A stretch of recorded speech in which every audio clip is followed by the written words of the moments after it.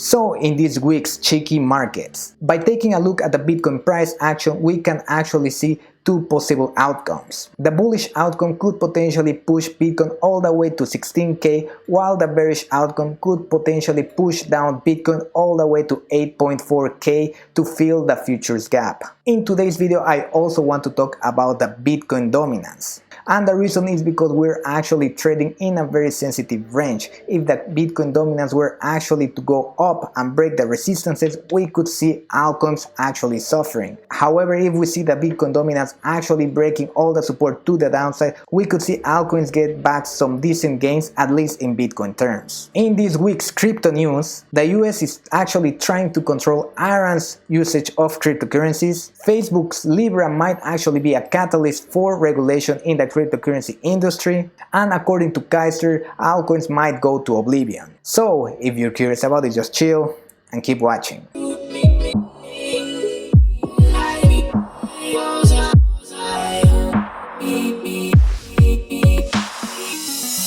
Hello everyone, how's it going? Welcome back to my channel, and this is your host, the Cheeky Entrepreneur. So first of all, thank you all for the support. We're almost reaching those 100 subscribers. And to be honest, I don't really care about how many views or how many subscribers I get. I really care about the quality of those subscribers. To be honest, this channel is not for everyone. As I've said before, trading is not really a get rich quick scheme. If you go with that mentality, you're gonna probably lose all of your money. As I said before, the aim of this channel is really, and for me at a personal level, is to really become a successful trader, to really learn from my mistakes. And I would also like to help you guys doing the same, becoming successful traders by learning from my mistakes or by learning from the things that I'm doing right, so that you can actually implement it in your trading. As I said in my past video, there's basically three types of traders. The traders that are basically losing money all the time. Then there's the traders that are actually making a lot of money, but then they're losing what they make, which is my particular case and what I'm working currently. And there's the traders that not only make money, but also can protect their profits, which is basically what you would describe as an actual successful trader. And in all honesty, it's not easy to reach that level. Trading can be overwhelming, as I've said before, but something I really would recommend is to never stop learning. There's so many sources, there's so much information out there. There's YouTube videos, there's also books, there's also podcasts for free that you can actually listen to and keep learning until you actually achieve this state of being a successful trader. And as a matter of fact, I've been listening to this podcast lately. It's called the Trading Coach Podcast. And to be honest, I think it's very good. I think it's good to listen to someone who knows what they're doing and to learn from their mistakes as well, to learn what is working and to learn more about the community that they have, because this will help you forge your mindset. And as I've said before, the mindset alongside execution, yeah, they're very important parts, but the mindset is the most important part of trading. But in any case, guys, you can find this podcast for free in the iTunes store. Probably it's also on Spotify. I will try to find the link and put it down in the comment below. Well, in any case, guys, let's jump in this week's Bitcoin technical analysis. And I want to say that actually I see a lot,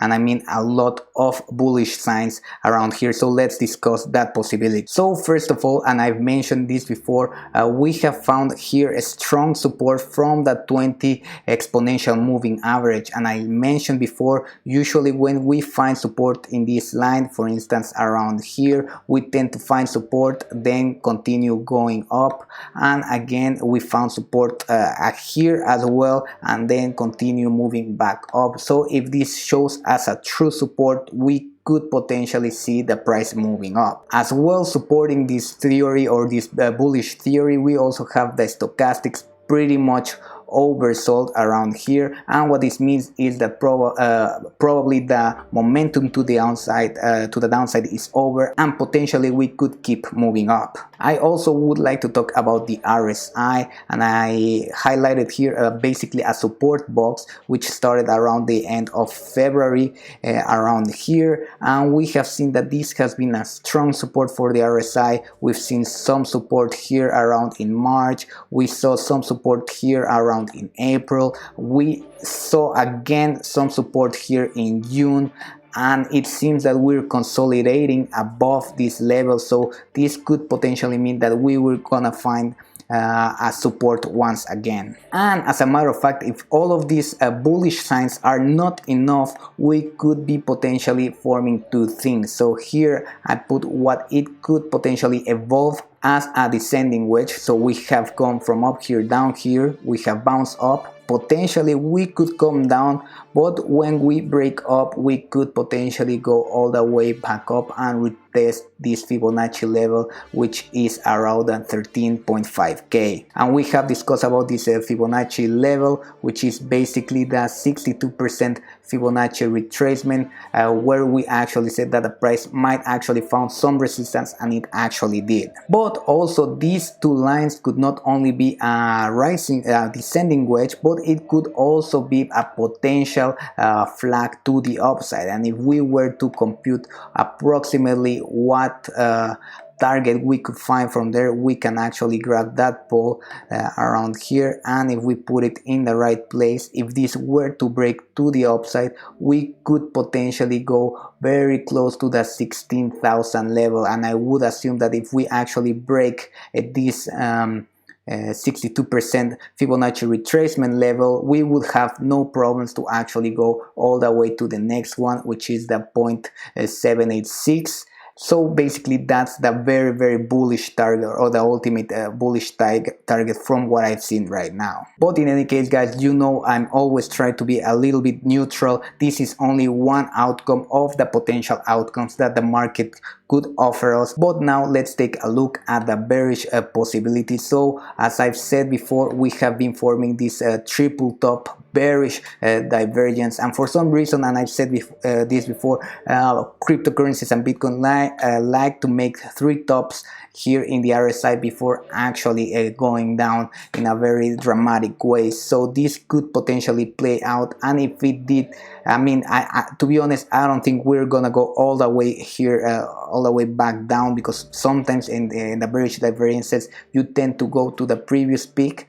I don't think that's the case, but this could potentially evolve and actually go back down. Another thing that I would like to highlight is the volume. Even though we have seen increasing volume while going up here, which was a very good thing on the bullish side, we have seen that the past week we were lacking a little bit of volume, so this could potentially mean that people are not willing to buy at these high levels. Coming back to the RSI, yeah, I mentioned the bullish side that we can find support, but I also mentioned in my past video that it's very usual for Bitcoin to have a oversold RSI and then an overbought RSI, and then basically just switch because of the huge volatility that this asset has. And sometimes it can take a couple weeks, sometimes it takes a couple months, but this time around, the last time we saw Bitcoin basically oversold was around December of last year. So it's almost 7 months that we have not seen this in the oversold territory. So there's a possibility that we can actually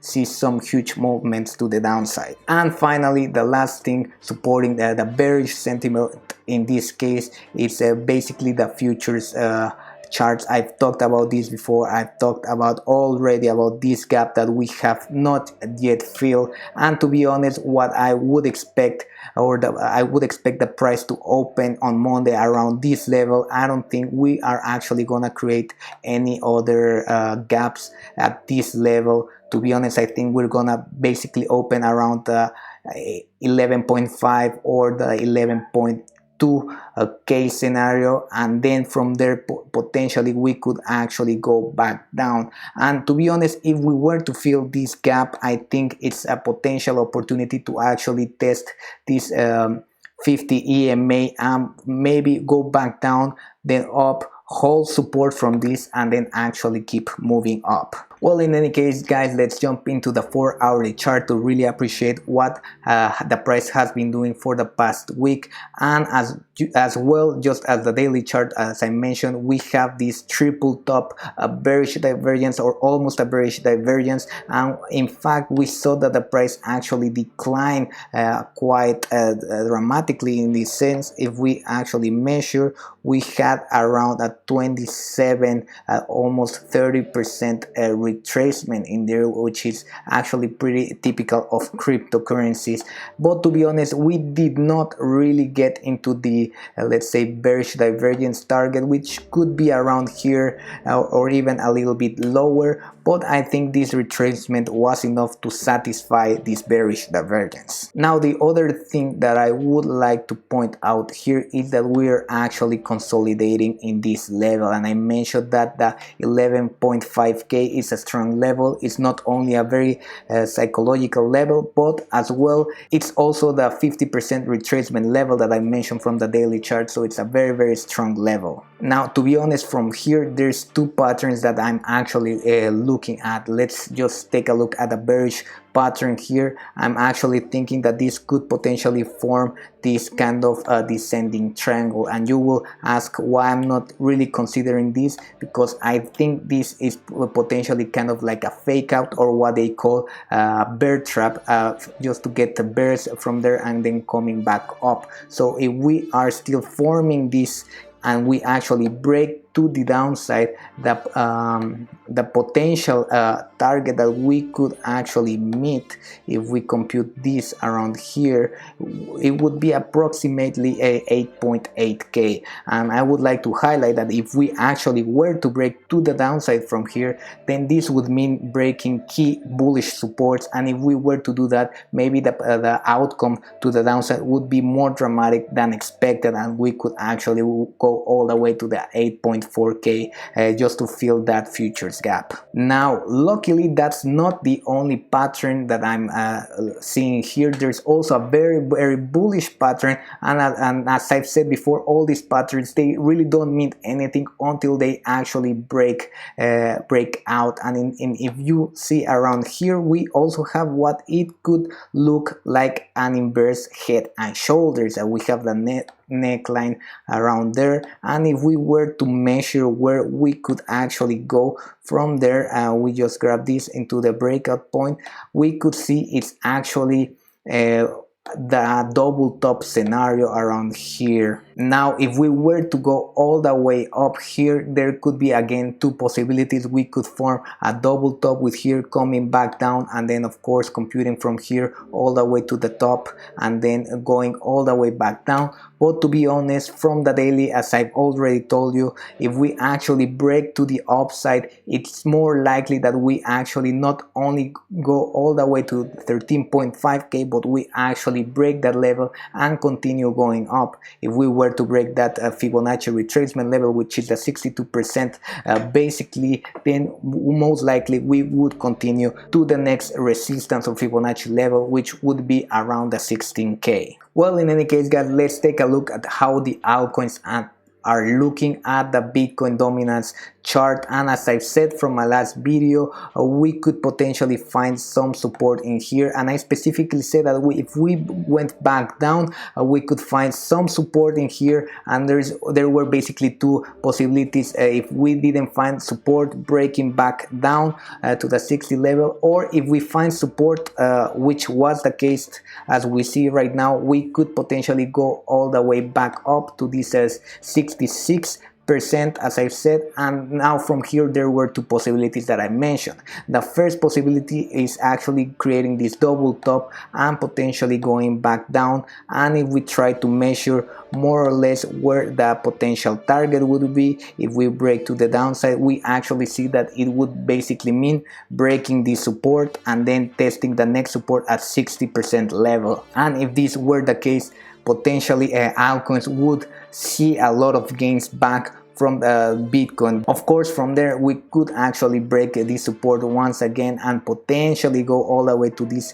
very important support, but we will have to wait and see. Now, to be honest, this is not the only scenario and not the only thing that I'm taking a look at, because this could also potentially form what could be seen as a flag. So basically, if we went down and held support and went back up, this could potentially bring the possibility of us creating a bull flag in here. And if we were to compute what the potential target would be from breaking from that level, we would actually go to the next resistance resistance level, which is around 70-71%, and this just makes sense. And to be honest, if this were to happen, I think altcoins will really bleed if we actually break this resistance to the upside. And if you are actually trading in altcoins, I will definitely recommend you to take a look at this chart, because if it breaks to the upside, you might actually want to put some stop losses to those